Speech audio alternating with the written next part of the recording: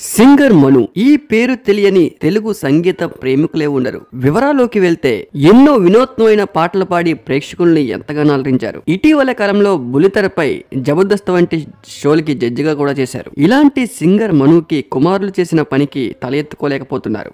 Singer మను ఇద్దరి కొడుకులపై police case నమోదైంది. మను కుమారుడు చెన్నైలో శ్రీదేవి, కుప్పంలోని ఫుట్బాల్ అకాడమీలో శిక్షణ తీసుకుంటున్న కృపాకరణ్ అనే ఇద్దరిపై దాడి చేశారు. దీంతో మను కుమారులు ఇద్దరిని కూడా పోలీసులు అరెస్ట్ చేశారు.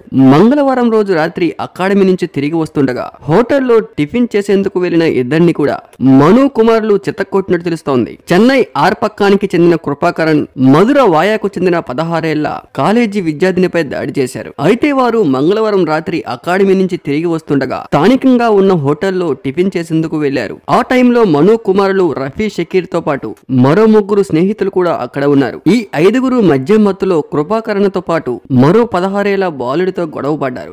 దీంతో ఒకరిపై ఒకరికి మాటా పెరగడంతో గొడవ ఇంకొంచెం హీట్ ఎక్కింది. దీంతో ఈ 5 కూడా వాళ్ళిద్దరిపై దాడి చేశారు. ఈ సంఘటనలో కృపాకరణ్ తీవ్రంగా గాయపడ్డారు. స్థానికులు ప్రభుత్వ ఆసుపత్రికి తరలించారు. ఈ ఘటనపై సమాచారం అందుకున్న వరసరపాక పోలీసులు సింగర్ మను కుమారుల కోసం గాలిస్తూ సింగర్ మను కుమారులు రఫీ షకీర్ వాళ్ళ స్నేహితులు కలిసి స్నేహితుల పేర్లు విఘ్నేష్, ధర్మ, షకీర్ మొత్తం 5పై 4 సెక్షన్ల కింద కేసులు నమోదు చేశారు. మను కుమారులు ఇద్దరితో పాటు అతని స్నేహితులు కూడా పరారీలో ఉన్నట్లు సమాచారం. ఇంత మంచి సింగర్ అయిన మను గారి పిల్లలు అలా చేయడం చాలా బాధాకరం.